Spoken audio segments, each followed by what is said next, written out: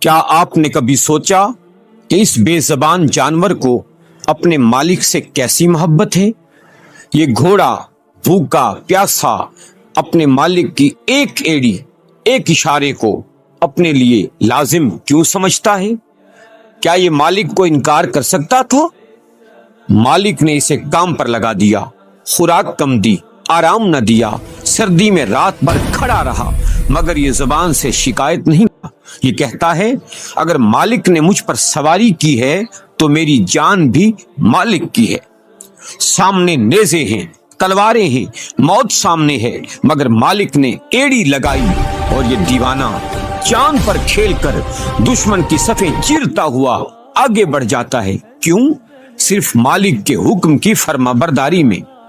گھوڑے کے بدن پر زخم، درد کی شدت، وہ بھاگ سکتا تھا، وہ چیخ سکتا تھا، مگر اس نے مالک کی ایڑی کی لاج رکھ لی۔ وہ وفادار فرما بردار رہا ہر حال میں۔ اور ہم انسان جسے اللہ نے عقل دی، شعور دیا، ہمارا مالک کون ہے؟ وہ جس نے ہمیں رزق دیا، صحت دی، زندگی دی۔ اس بے زبان جانور کی وفاداری ہمیں کیا پیغام دیتی ہے؟ ہمارا مالک ہمیں دن میں صرف 5 بار اپنے در پر بلاتا ہے، 5 بار۔ کیا ہم اتنے بھی وفادار نہیں؟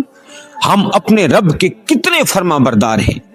اے انسان، ایک جانور اگر مالک کا اتنا وفادار ہو سکتا ہے تو ہم اپنے خالق کے کتنے وفادار ہیں؟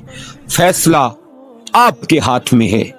اٹھو، سجدہ کرو، سجدہ کرو، سجدہ کرو۔